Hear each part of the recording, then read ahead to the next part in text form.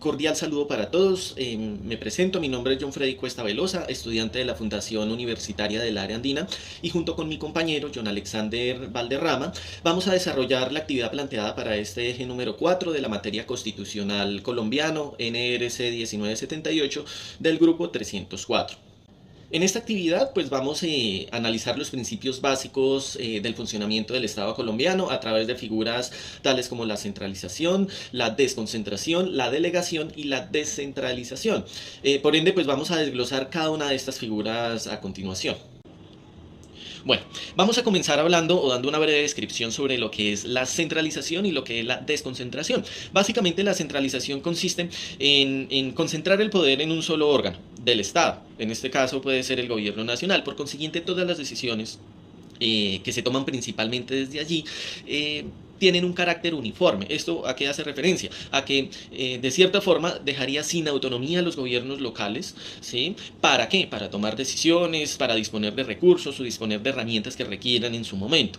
A diferencia, por ejemplo, en cuanto al tema de la desconcentración, implica básicamente en delegar competencias y funciones del gobierno central a las entidades o niveles con una jerarquía más baja o una jerarquía local. Por ejemplo, gobernaciones, por ejemplo, municipios, por ejemplo, secretarías, por ejemplo, corporaciones. Esto dejando claro que no implica ceder como tal todo el poder de las decisiones a estas dependencias regionales, ya que de cierta forma ellas están completamente limitadas para modificar o definir de cierta forma esas decisiones a nivel central.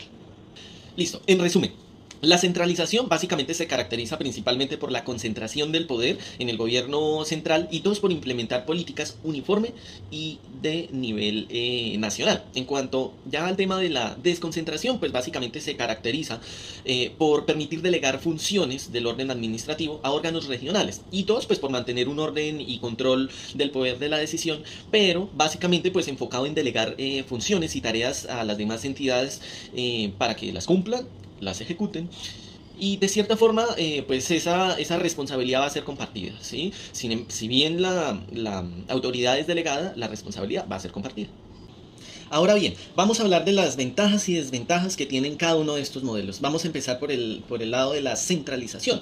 Una de las ventajas de la centralización básicamente es que permite una uniformidad en las políticas, en la normatividad. A mi punto de vista, lo que hace es que garantiza una igualdad ante la ley, ¿sí? Que la ley sea parcial para todos los territorios. En segundo lugar, pues la eficiencia en la toma de las decisiones, teniendo en cuenta que la responsabilidad va a estar en un solo órgano, en este caso el Estado, pues va a ser decisiones que van a llegar de forma más rápida, más coordinada a cada territorio. Pero, pues, en desventajas logro identificar al menos tres. En primer lugar, pues la desigualdad regional. Hay que tener en cuenta que la uniformidad de las leyes o la poca flexibilidad de las leyes en cada territorio propicia desigualdad. Teniendo en cuenta que Colombia es un país muy biodiverso. No es lo mismo aplicar una norma de orden nacional en Bogotá que su aplicación en Leticia o en cualquier otro territorio, ¿sí? Hay una clara diferencia cultural que existe y que prima como tal, entonces la ley debería tener como tal ese sentido flexible. Segundo, pues la falta de autonomía local. Se limita completamente la capacidad total de tomar decisiones a todas las organizaciones, a todas las dependencias y a todas las entidades que estén presentes en cada territorio.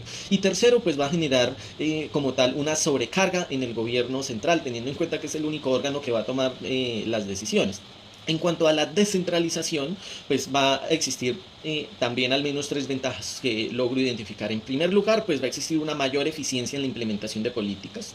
Segundo, pues va a mejorar, digamos que la atención a las necesidades, ya que va a permitir un enfoque diferencial a cada una de las comunidades o regiones a las que va como tal determinada decisión. Y en segundo, pues optimizaría los recursos y tiempos, pues gracias a la gestión de todos los niveles inferiores de determinado órgano. En cuanto a las desventajas, pues básicamente la falta de autonomía básicamente para modificar determinadas políticas, teniendo en cuenta que se traslada como tal, la responsabilidad siempre va a ser compartida. Segundo, pues va a ser un riesgo por falta de coordinación. En este caso, pues debido a los mecanismos de comunicación que existen en cada uno de los órganos, desde el orden central hasta el regional, digamos que sí de pronto faltaría un poco de coordinación y sería una desventaja que se debería tener en cuenta. Y tercero, pues la dependencia, a mi punto de vista, administrativa que dependrían las regiones con el control como tal o el organismo central. Listo, luego de esta teoría, pues vamos a ejemplificar estos dos términos, tanto la centralización como la desconcentración, y vamos a ejemplificarlas. Imaginemos a hoy en día, en Colombia existen lo que se llaman las corporaciones autónomas y de desarrollo sostenible en cada uno de sus territorios. Estos pues operan bajo un principio de desconcentración. ¿Por qué? Porque aunque gestionan, digamos que todo el tema ambiental a nivel regional, siguen siendo entidades creadas y reguladas por el Estado.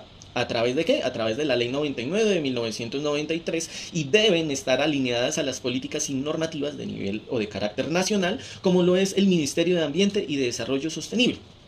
Ahora imaginemos la centralización. ¿Cómo lo podemos ejemplificar? Imaginemos que todas las decisiones en cuanto al tema de un modelo centralizado, de cierta forma pues va a imponer todas estas políticas ambientales en Colombia, como por ejemplo la aprobación de proyectos, como la asignación de recursos, como la aprobación de licencias ambientales o medioambientales, pero estas de cierta forma solamente serían tomadas por el Ministerio de Ambiente en Bogotá, más no en sus regiones, ¿sí? Entonces si alguien necesita un permiso para ejercer actividades, por ejemplo, de tala legal de árboles, tendría que ir hasta Bogotá para poder solicitar como tal esa licencia y poder operar en su actividad.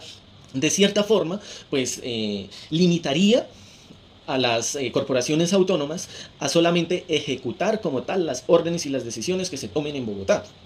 Entonces, de cierta forma, esa autonomía se perdería totalmente en cada una de las regiones. En este caso, pues la centralización, nos damos de cuenta de que es básicamente el poder y las decisiones están centralizados o están en conjunto dentro de un único órgano, en este caso en el Estado o en el gobierno que tiene su sede en Bogotá.